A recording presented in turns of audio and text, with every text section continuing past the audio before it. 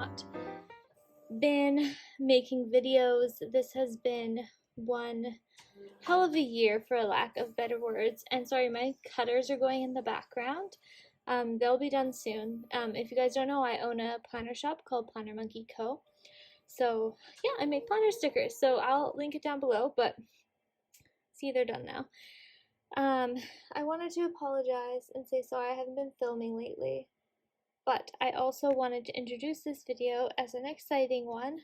It's part of the 2022 planner lineup. I'm not entirely sure what I'm using yet. This video here will be a comparison of the 3 different A5s that I am actually considering right now. So I have used a Cousin in the past. I finished one in 2020. 2021, I kind of fell off of the wagon. I actually was using a Avec, using as in a very soft use because I didn't use a lot of pages, to be honest. I've been bouncing back and forth. I had my second baby this year. I'm still running my shop. I only took a month off, so I'm quite busy, and I think I have a lack of workflow because I haven't found a book that works for me. And I am very much a bound book person. I've tried rings multiple times, and right now I'm searching for like a one book for everything, like my ride or die book for the year. Like if I need to look up something, I have one book to look it up in, or like one book to archive, things like that. So that is my goal for this year. So my motto was try them all. Hopefully by the second week into January, I will know what the winner is, and I will continue on throughout the year. So that is what I'm doing. Funny story with the Wonderland. I actually bought it in B6. I've been using B6 for a while. I can go grab it to show you in a bit. I really, really liked it, but it's not quite big enough because it doesn't have a page per day, and there's not enough note pages for like everything to do with the shop and everything. And so I thought, okay, well, A5 is bigger. They're still the same amount of pages, but the pages are bigger, so I can split them up, and hopefully that'll work. So that's what I'm doing with the Wonderland. I actually also have it in A6. Don't know why, because it's definitely not going to work as like a one planner book. It would work if I was using multiple, but I don't want to do that. So I have the Wonderland 222 here. I have the Hobonichi Cousin. This is the full year because I do prefer the year in one for archival purposes. And then this here is a new to me book. I've never tried it before. It is called the Take a Note, and it is on Tomoe River paper as well. It comes with this clear cover. The binding is different than I've ever seen, whereas you can see these ones are a closed binding. This one here is open. So yeah, I'm going to jump right into these. First off, I think I'm going to show you how I've been using the Wonderland. I just moved into this week because this one actually starts what's it called, in November, whereas the other two start in January, so I haven't touched these ones yet. So this here, if I do go with this planner, I plan to use this for a weight and exercise tracker for my health. So this will be like a health region. This here will be for bills. I love these quarterlies for that. Trackers. This is one thing the Hobonichi Cousin is missing, is separate monthly trackers and a quarterly view. I would really appreciate that in the Cousin. Then there's the monthly. And then it kind of goes into the weekly. So there's this week. Sorry, that's last week. So this is the week we're currently on now. This is today. I clearly have slacked today because it is now 8 o'clock at night.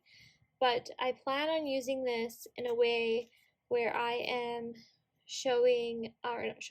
writing down all of my to-do lists for the day down at the bottom. And that's what I had an issue with the B6. There was only about this many lines, and I definitely needed a little bit more for this method to work. So if you can see, I have to-do lists at the bottom, except for weekends. It's kind of just like scattered, which is okay. And then I time block throughout the day, or I try to. And then the note pages. There's about 211, so let's see. It goes to 288. Whew. Yeah, sorry. So there's about 77 note pages.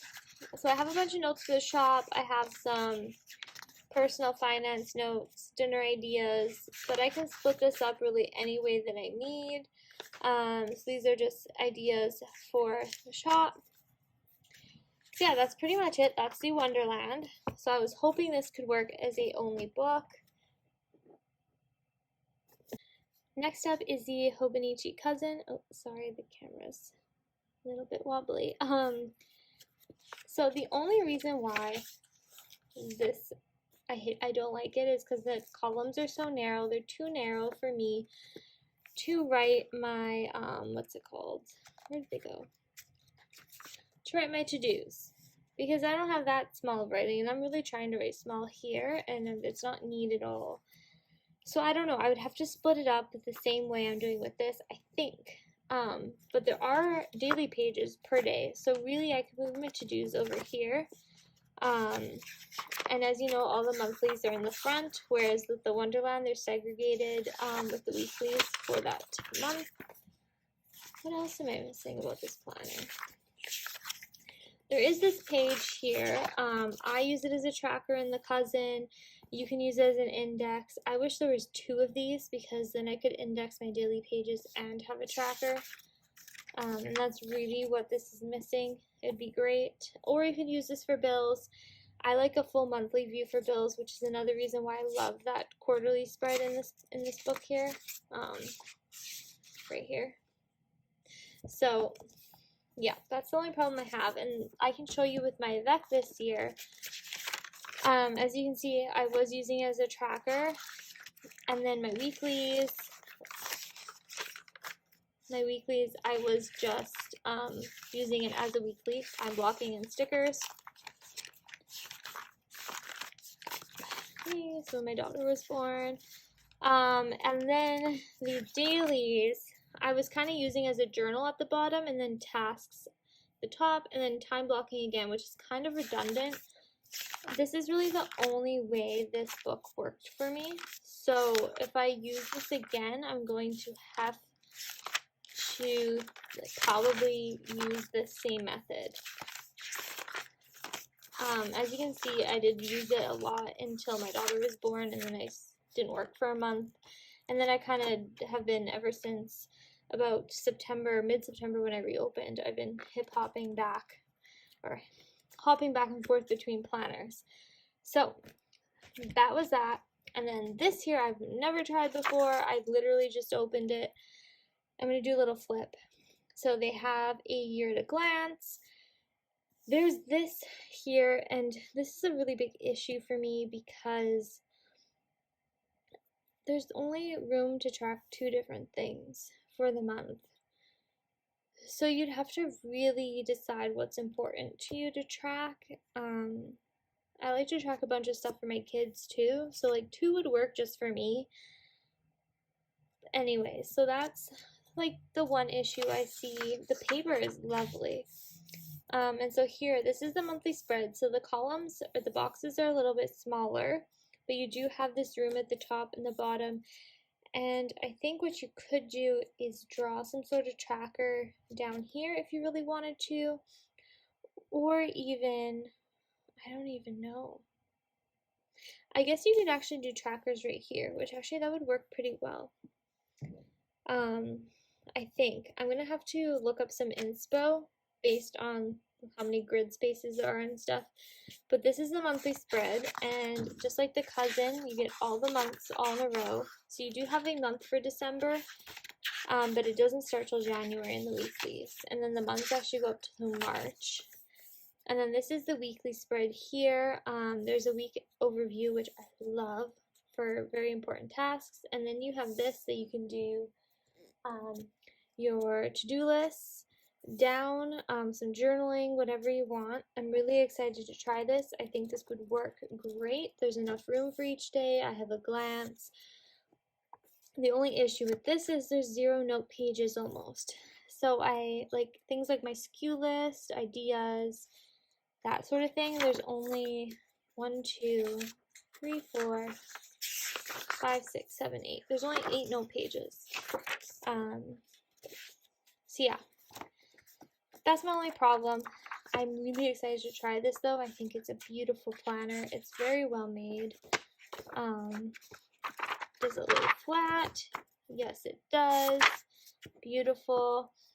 So yeah, but what I'm thinking I could do with this is use this really, really thin Tomoe River paper, like it's super thin. If I show you the comparison between the Cousin and this notebook. This little Hobonichi Tomoe River paper grid book I could use for like my extra stuff for the year, because I don't need that many pages. So yeah, I'm thinking that this could work. So I'm going to get back at you guys probably mid-January and let you know how it goes. I'm going to continue with this one until January, and then I'm going to use all 3 and see what works. So I hope you enjoyed this video and this little quick view into this new to me planner, and I'll see you in my next video.